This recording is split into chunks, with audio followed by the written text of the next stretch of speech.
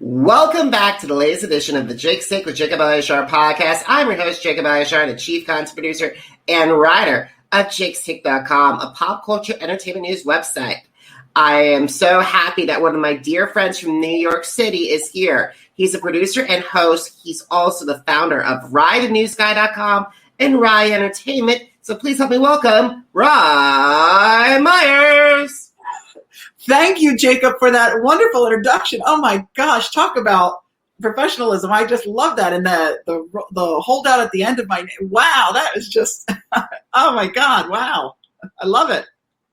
I'm glad to have you here. So, Rye, how long have we known each other for? Well, first, thank you for having me. I appreciate you having me on. We've known each other, has it been 3 years, I guess, right? Yeah, 3 years. About, I think. Yeah, it's been an incredible 3 years. Unfortunately, this is the only, we've only had one time that we faced where we Zoomed this whole pandemic. So, right. Thank God it's coming to the end. Knock on wood. Yes, exactly. I hope so. Yeah, right. Knock on wood. You're the God's ears. Let's hope. Absolutely. So let's get down to it, guys. So when did you get interested in the entertainment industry, and how did that passion evolve into the desire to pursue a career in our industry?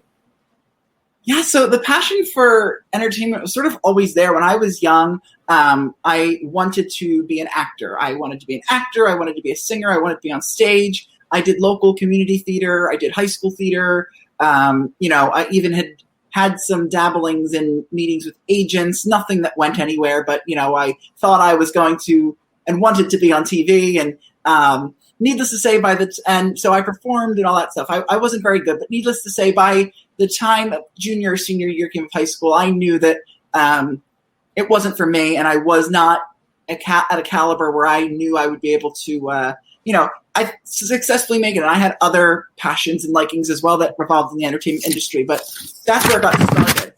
And then it sort of just continued from there with, after doing that, I wanted to still really be on TV. I just really liked talking with people, and I had such a fascination for all behind the scenes access for stuff and interviews, watching those. I remember watching the Broadway.com behind the scenes vlogs and all the red carpet coverages, and just being that's what I want to do. I love talking to people, as people will say sometimes I can't shut up. And I love getting to know people. And so it was sort of always there. I've never seen myself really doing anything else. There's been a lot of times where I've thought, well, what if I, is there another plan B? But the entertainment industry is what I want to do, where I'm supposed to be. And yeah, it's been in my blood, which is weird because I don't have anyone in the family that's ever been in the entertainment industry or who has done anything remotely close to this. So. The story is same with me, my friend. Story is same with me. Theater from fifth grade to senior year. But however, it was like watching people like Katie Couric and Regis Philbin, and of course Rosie ODonnell when she had that in what still one of the best talk shows of all time. I'll be honest with you, not to get too off topic. It is, and I've always said I think there needs to be a talk show that is like that. Today, I hope as we get back from this pandemic, I hope that whatever talk show, maybe it'll be my talk show, a talk show of some sort, has that feel that focuses on Broadway, on theater, on performance, that highlights not just a show every few months or every now and again, but actively has, theater highlighted on it like Rosie ODonnell did. I think that was what made it so special on top of all of her star-studded interviews, was that she highlighted and really gave a voice to Broadway that people could see from home. And so I hope that we see that because, her show was great. I'm so happy because I've been watching her on her YouTube channel. She's posting clips from old shows. I'm seeing she did a great one with Aretha Franklin. Wow. Yeah, I have to watch that. I didn't see that. That's really cool. It's grand. I'm just happy that she's posting stuff, and it's hard to believe that show's is celebrating its 25th anniversary soon. Yeah, I just saw actually my Facebook memory just popped up a few days ago. It was a few days ago that they actually did the live stream year anniversary where she was in her garage and Eric Bergen was producing, and it was that star-studded evening that happened a few days ago last year. So it was crazy. 25 years. Yeah. Yeah, alrighty. So let's get. I know we can fanboy about Rosie all day long, but however, we got to get to your story, my friend. So, what's Rye the News Guy's origin story? Yeah. So, sort of on top of what I had mentioned with how I got started and really loving entertainment, that the turn of Rye the News Guy story started my senior year in high school when, unfortunately, my school had gone through really a bad sex scandal. I wasn't involved, but I saw how cruel the media could be and how sort of saw it rear its ugly head. And for me, it really affected me. It was something that I was like, I don't want to be a part of this. This is not something that I enjoy. Like, how could this be? And people be so negative and cruel, and the way that, these reporters were trying to, sort of harass our students and stuff. And I said, I want to make a change. I want people to have news that's positive. And I got done school and I thought, well, let me create something on my own. And I talked to a few people and they said, why don't you start a blog? I thought, okay, I knew it was going to be interview-based, like entertainment and Broadway, but I didn't know where to start. So I did it. And in 2013, it was called the Positivity Project before Rye the News Guy. And for about a year and a half, I was trying to get my footing. I did some interviews. I was just sort of like a deer in headlights in a good way. I launched a clothing line. I was trying to really find my footing, and was just excited to be able to have this access to interview people, to go to Philadelphia, the local city near where I lived, to review shows and get to interview them. And then after about a year and a half, 2 years of doing this, I realized that I needed to sort of rebrand and refocus in. And after talking with some people, I rebranded to RyeTheNewsGuy.com, which came from actually a friend of mine who's a Philadelphia, real big in the entertainment industry in Philadelphia. His name's Huey Dillon. And he had mentioned the one night, oh, why don't you call yourself like Rye the News Guy, when I first started out? And in my head, I dismissed it. I thought, oh, that's a weird name. And fast forward a year and a half later, I made my Twitter name Rye the News Guy. But I thought, you know what? That's really interesting. Rye the News Guy.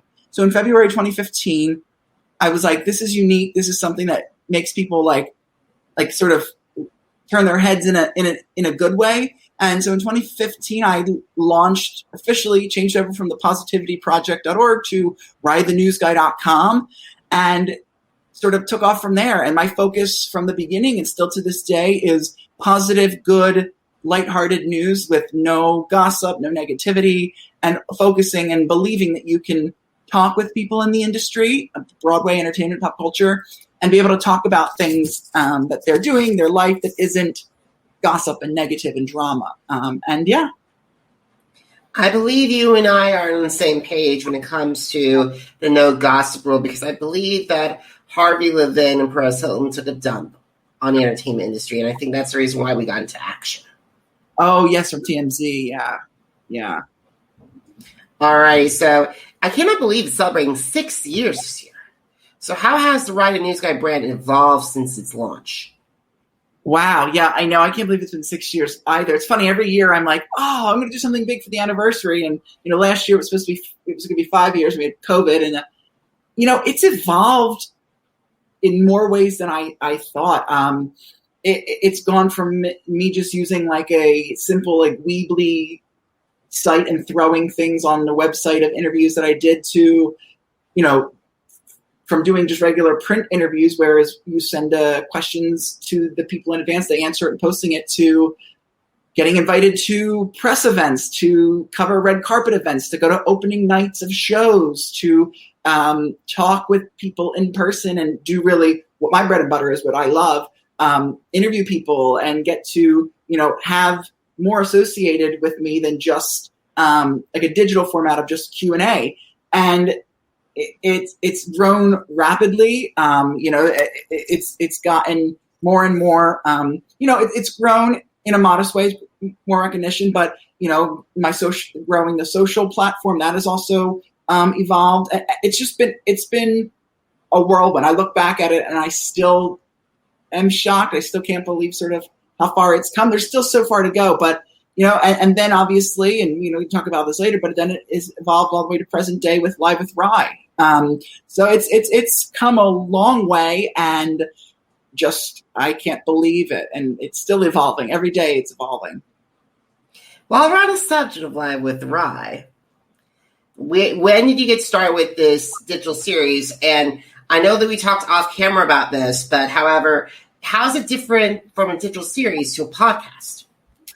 Yeah, so I got started with this back in September. The pandemic hit. My full-time job I was doing went on hold like everyone else as our jobs affected. And the spring and summer for me was really tough, like a lot of other people. And, by the time it got to be late summer, I was like, I have to do something. I have to pivot. I have to work on myself. And the idea came. I was seeing a lot of live streams going on, a lot of, sort of things like these. And I was like, you wanted to interview so many people. You want to continue doing this. I mean, people are home now. You might as well do something. And I thought, okay. So my mind sat on a podcast for a bit. I thought, well, what do I do a podcast? I'd had an idea about a year and a half ago before COVID to do a podcast, and it never developed. I thought, you know what? Not anything bad. I thought a lot of people are doing a podcast. Let me do something different. And I was liking this sort of live stream stuff. I thought, you know what? Let me go for it. Let me create my own talk show. So I don't know where I came up with it. I just came up with the name Live with Rye. I figured I'd take a little play on sort of, these other, like Live with Kelly and Ryan and Live with so-and-so. So I thought Live with Rye.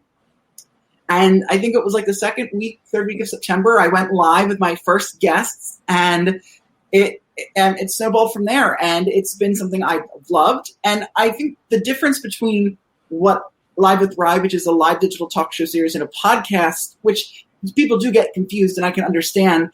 The only, I guess, difference is that my show you can find and watch on YouTube, on my website. It's not on any listening platform such as Spotify or iTunes. You could technically listen to it, in the shower or on the go with the headphones in, but it's more of a virtual interaction. You're watching a show compared to just like listening. So you get to see me and the guests interact. And so it's more, and as I said, it lives on YouTube. So it's not on any sort of podcast platform. And yeah, I've done it since September, and it has just been a whirlwind. And I'm still happy that I did it, and it changed my life for the better because it turned me around like 180 and just changed my life. And that opened a lot of opportunities, and it's been incredible. So I've been looking inside. So guys, I've been looking inside Rye's interview library from his past 6 years. So I decided to bring a couple of them out and talk to you about them. So one thing that I wanted to look at is one of your earliest interviews. It was at the 25th anniversary gala of the new 42nd Street Foundation. And you had the opportunity to sit down with not just one, but three heavy hitters when it comes to the entertainment industry. Susan Stroman, the legendary mastermind behind the producers. Actor Tony Yazbek, and probably one of our generation's top dancers, Tyler Peck. Yeah, it was crazy. And also Bill Irwin, which if anybody watched Sesame Street, he was Mr.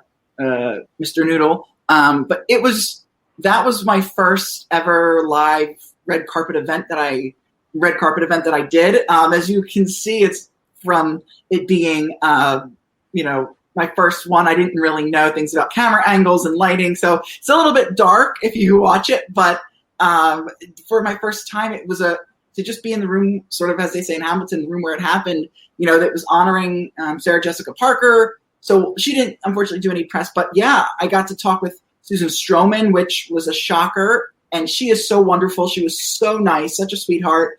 Tony Yazbek, and he talked about what he was doing for the evening and sort of some upcoming things. And that was really cool. And then Tyler Peck, who was really sweet. She was actually, I asked her, who she was wearing, and she was wearing Sarah Jessica Parker's shoes from her shoe line, and I believe a dress from her as well. And it was such a surreal experience for me, and couldn't believe that it happened. I remember I was standing next to somebody who was from People magazine. She was just there, because they're print.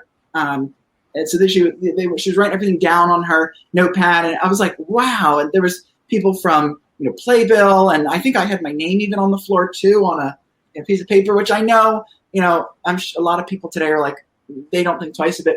But for me, every time I saw that, even still when I see my name, I was just like, it brings almost like tears to my eyes, like, oh my gosh. So that was a lot of fun.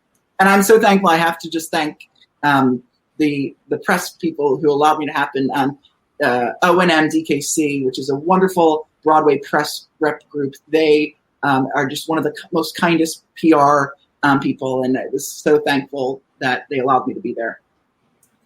Okay, so your second most interview is someone I really wanted to have on my platform. I'm still waiting, but however, it's your most viewed interview, and it's with probably one of the leading LGBTQ activists that we know and personalities. It's that incredible Tommy Nadeau. Yes, that you said it, most viewed. Let me tell you something. I think I just looked before we came on. It was like at 10,000, like 200 something views. Maybe it's humble. I would love for all my interviews to get views, but when I uploaded that part, that was from June 2016 at the Broadway Sings for Pride, and I did that separate interview with him. I uploaded it, and I thought, I'll get a few views. I wasn't sure people knew who he was or his platform. And then I remember looking like a few months later, and it was like 1,000, and it just growing. At one point, it was 5,000, and then I don't remember it being at 10,000. I looked a few months ago, and it was like at 10,000. I was like, holy crap! That I was shocked. And yeah, he's just one of the nicest guys I've ever met. I too actually was hoping to follow up with him just with his career, with what he's been doing recently. And he's been so busy doing a lot of great things, but he is such a pillar for the LGBT community. And that night he was hosting or co-hosting with Leslie Margarita. And he was just talking about being, unapologetically you and his work he was doing with the LGBT community.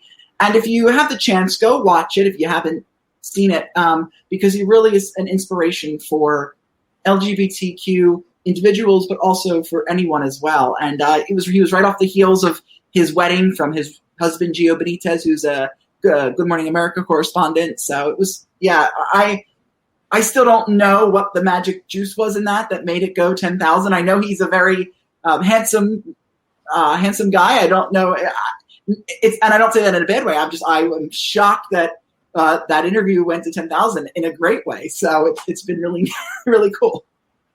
Yeah, he's really cool. I think one of the coolest people I follow. So I actually met Tommy and Gio. Nice as can be. Yeah, I met Gio the same night I met Tommy for the first time, and Gio was just as nice. He was there watching, supporting Tommy. They're both really nice, which is always great to see. And there's definitely something that they can say. I think they're probably one on the top of the list for millennials and for Generation Y of like LGBT role models. Yes, I agree. Yeah, they definitely are role models for LGBT community, couple goals, for couples, for LGBT, for their work, everything in between. Definitely role models for this day and age. Yeah. Awesome. Now, you celebrate Sir Andrew Lloyd Webber's birthday with a big guest, Megan Picerno, I'm sorry if I butchered your name, Megan, I apologize. So she is the very first and only, sadly, Love Never Dies Christine Dye, and then she also reprised the role on Phantom of the Opera, not just around the world, but on Broadway as well. And she revealed exclusively that she will be back when Broadway's open. So what was like having her on there? Well, it was incredible. Megan Picerno is just wonderful. I thought if you back in the beginning of March, and Lord Andrew Lloyd Webber's birthday was happening, and I thought, you know what? I have this platform. Let me do some sort of I was trying to get to the cast members at the same time, but we ended up doing different times, which was great. I thought, let me celebrate him. He's one of my favorite composers. I love him so much. He's also one of those top dream interviews for me that I would hope to get one day. And I had seen Megan perform. I talked about it in my interview when I went to Andrew Lloyd Webber's a book event here at the Town Hall in New York City in 2018. And she sort of made a guest surprise appearance and sang Love Never Dies, the song from the title show Love Never Dies. And I've always found her so fascinating. And yeah, we talked about her time in Love Never Dies, the international tour. and being Christine Daae on Broadway. And yes, she said that she is, going to be returning to the role, and she's very much looking forward to it. She couldn't wait, and was just as much excited as all of us to get back. And, I knew she was so sweet, but I didn't realize just how kind and so loving she was. And it was just wonderful to talk with her, and what a talent for sure. And, for her to really make her Broadway debut, which is crazy because she's had such a great opera career, and so fascinating that this was her, Broadway debut.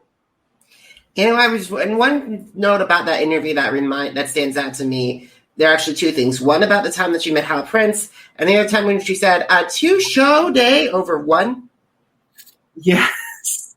Yeah, that was crazy. I mean, her relationship with Hal Prince was just beautiful. The fact that he was like a mentor to her, I thought that was so special. Hal Prince is somebody that I also really admired and so wish that I had had the opportunity to meet before he passed. And hearing how he would call her like kiddo and pal, and he sort of pushed her to audition for the Phantom Enterprise all around was really special. And yeah, then when she started doing it and realizing that having to do 2 show days compared to, I guess, the one in opera world, and sort of the differences of opera world compared to Broadway, and sort of, I guess, the more demanding nature of it. Before we move on, guys, I want to point out, for those of you who don't know who Hal Prince is, he was one of the most influential producers in theater, in international theater. Yeah. He had his hand on almost every successful major show from the 1970s to the 1990s. Yeah.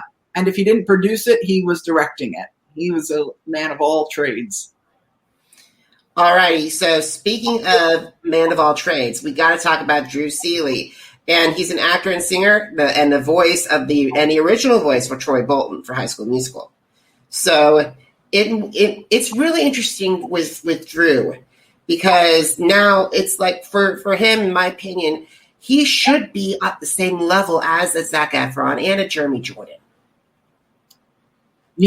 Jacob, it's funny. I totally agree with you. I was thinking about that before the interview and after, and I thought, he's had a great career, but I agree with, like, why is he not at that level that Zac Efron is at, or Jeremy Jordan?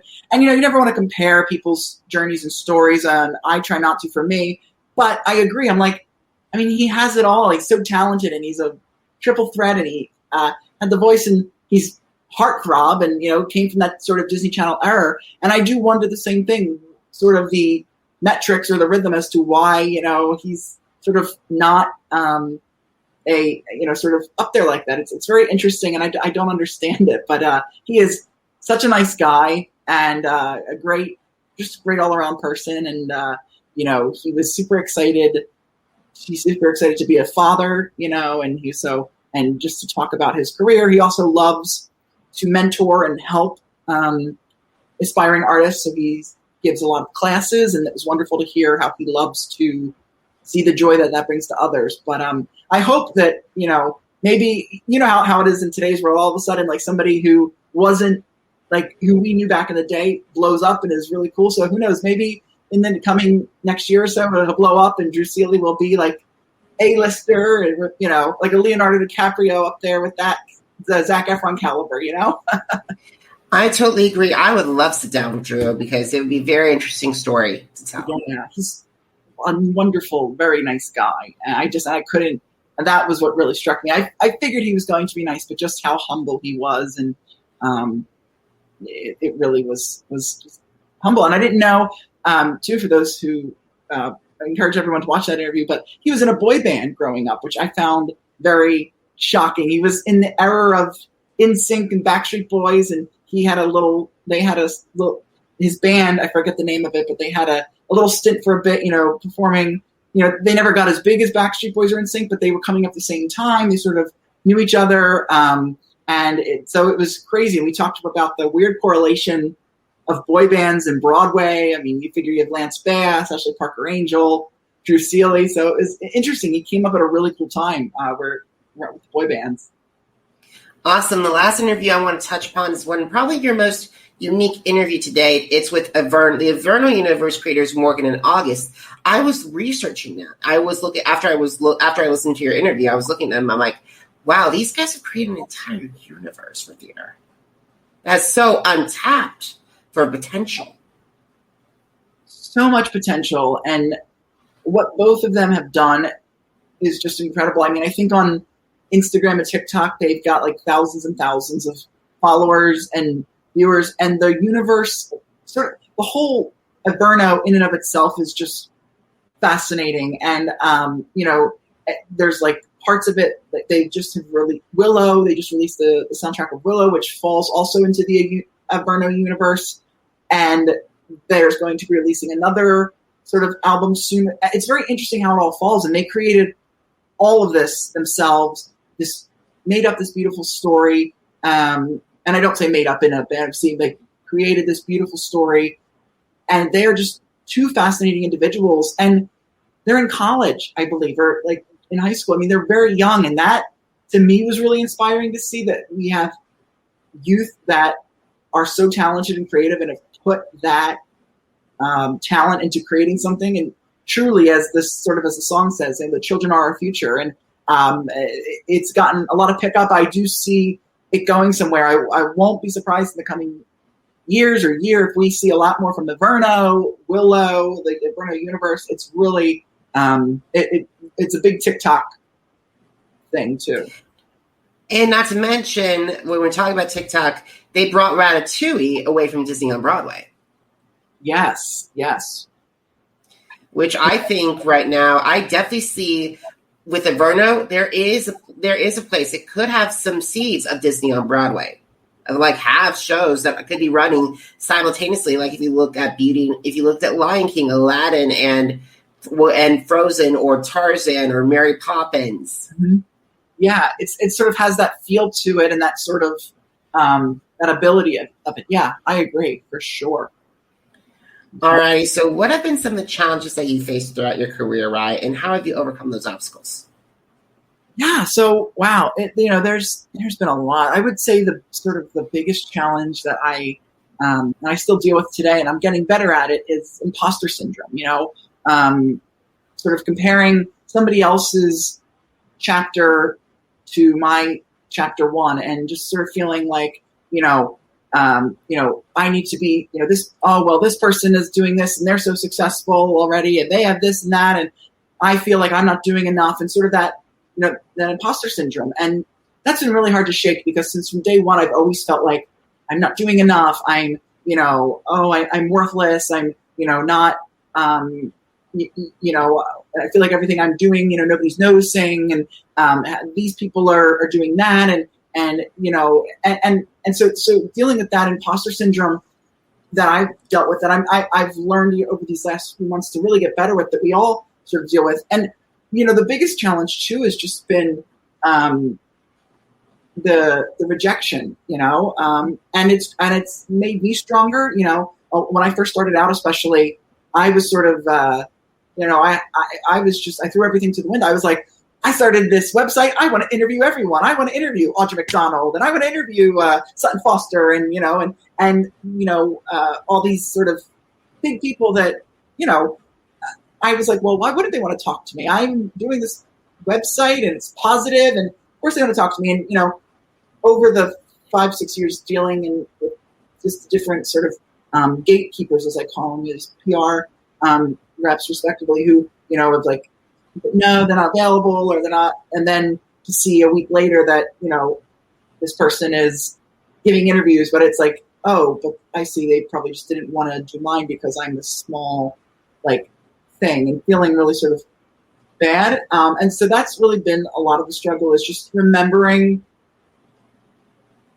where I am. And the one thing that stuck with me, that a quote that I learned recently, is comparison is the thief of joy. And that's from Teddy Roosevelt. It was something I learned very recently, and it stuck with me. And to just be like, whatever you do, be yourself, own who you are, follow your heart, and don't compare, your beginnings to somebody else's middle, and vice versa. And I'm getting better at it, but it's hard every day. And that, I guess those are sort of the challenges. And I also deal with anxiety and depression. So that cooped in with everything else. You sometimes wonder, as I sort of said earlier, like, am I good enough? Am I worthy enough? And then you have to take a step back. And I do this often, especially now in COVID, just take a step back and say, whoa, wait a second, Rye, I'll reveal my age, you're 26 and you've already interviewed this person and that person. And I'm like, yeah, so, but then I'm like, well, you've done a lot for your age and it's incredible and you're growing.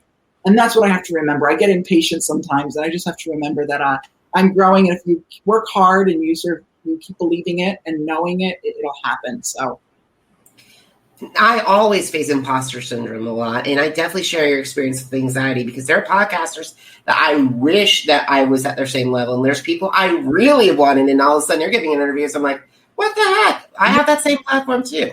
Yeah. And I gotta say, even though we're 6 years apart, I applaud you for doing all this stuff because seriously, Susan Stroman by the age of 26.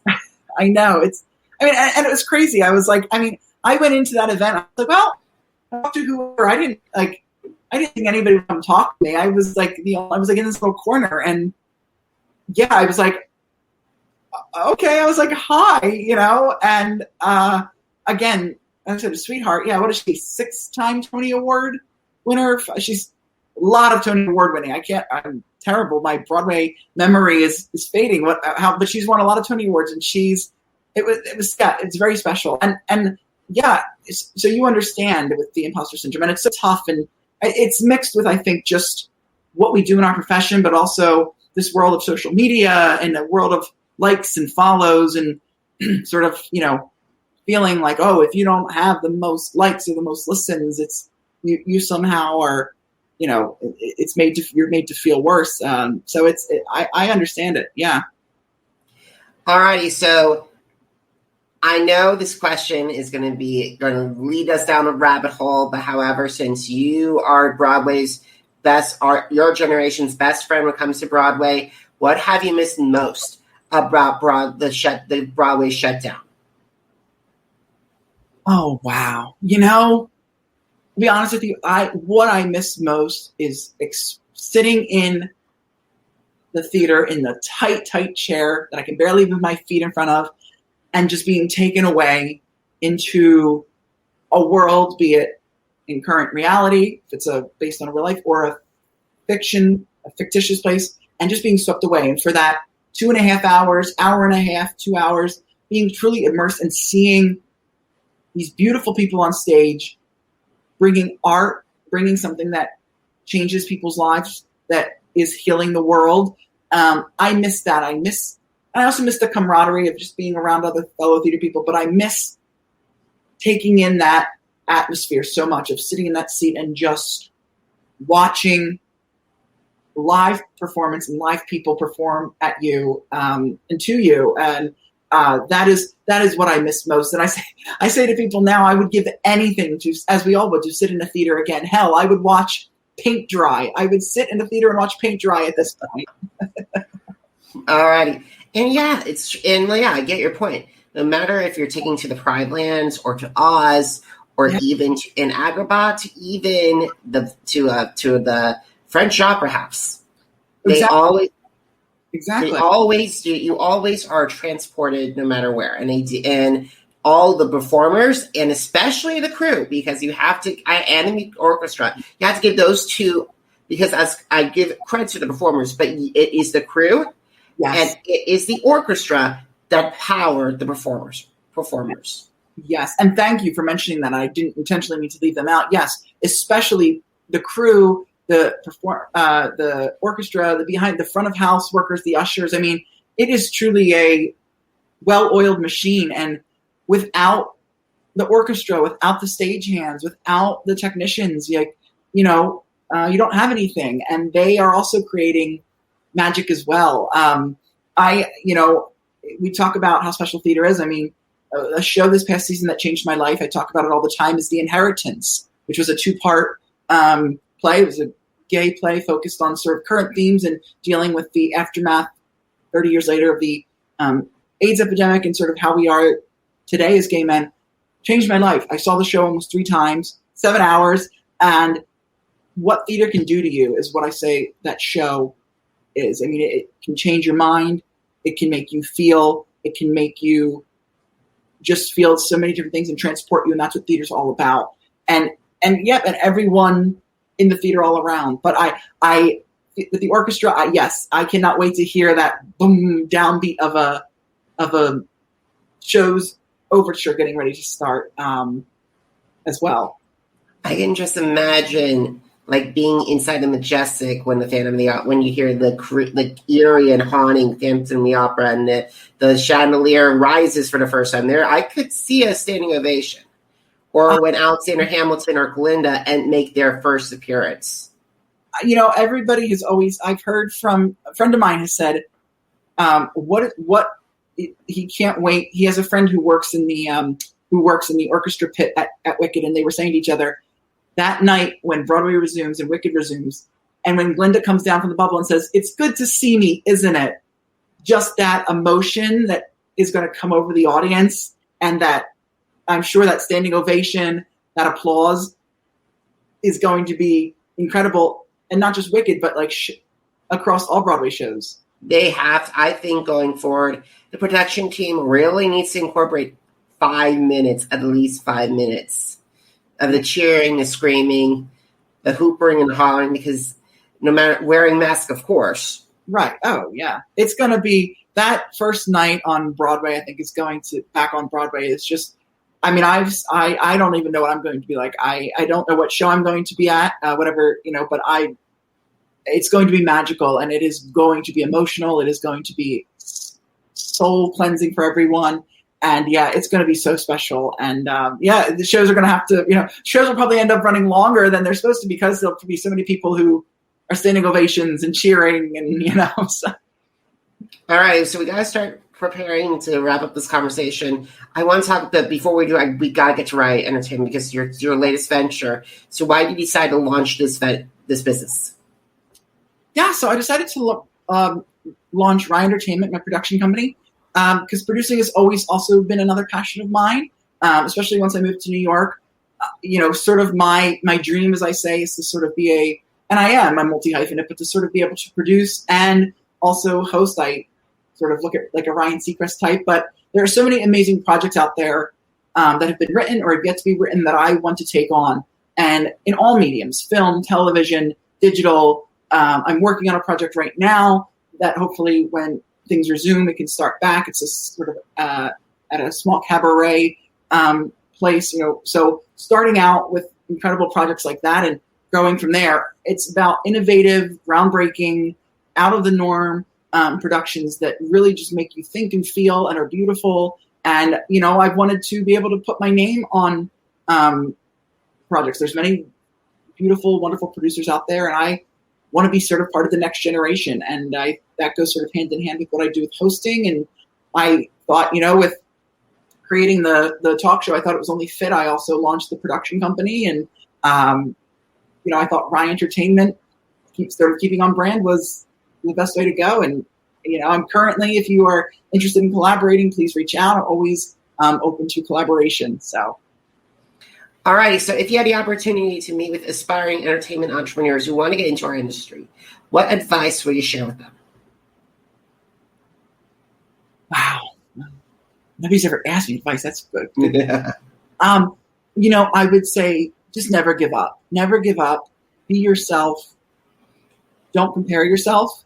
And just know that if you have a dream and if you believe, that's all that matters. No matter how far-fetched it may sound to anyone, no matter who may question you, whether your parents or friends or family, if you want to do something, do it. Go for it. Believe in yourself and believe in your heart, because that's what will get you to where you are. It's a tough industry, the entertainment industry, as are pretty much every industry. But if you believe in yourself and you have a good support system as well, you have a good support system of close to people that believe in you too and want to help propel you, that's important too. So believe in yourself and never give up, and just to remember that you are you and not to compare yourself to others, which is easier said than done.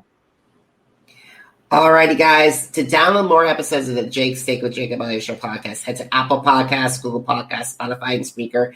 Just type in Jake's Take with Jacob Elyachar, JACOBELYACHAR. Once again, JACOBELYACHAR. Are you on Spotify? Are you on social media? Because I'm on social media too. Head to Facebook, Instagram, Twitter, and YouTube. Once again, Jacob Elyachar, JACOBELYACHAR. And I know I'm going out of sorts on this one, but Rye, please share where you connect because I've almost forgot to end the interview without asking how you guys can help them. Yes. So you can connect with me at my website. You can go to ryethenewsguy.com. That's RYE, thenewsguy.com. It has all of my episodes of Live with Rye. Rye Entertainment's on there. You can follow me on social media. You'll see it in my, if you're watching, but it's Rye _Myers, RYE _Myers, MYERS, on Instagram and Twitter. And on Facebook, you can find me on my Facebook page, official Rye Myers as well. I love hearing from all of you, but the best place to see everything that I do and to keep up with me, Instagram, of course, but the website, ryethenewsguy.com, has everything and anything in between, the interviews, my content, and my production company, and so much more. RYE, thenewsguy.com, ryethenewsguy.com. Totally agree. And this, in addition to having other websites that you guys should check out, the blog that started it all, jakes-shake.com, is celebrating 10 years this year. It's the 10th anniversary. Congratulations. That's exciting.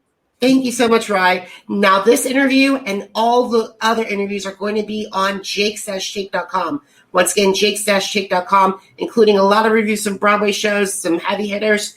And Rye, I'm happy that you're part of that. But however, guys, I need your help more than ever. Please consider heading to PayPal to keep jakes-take.com and my platform up and running.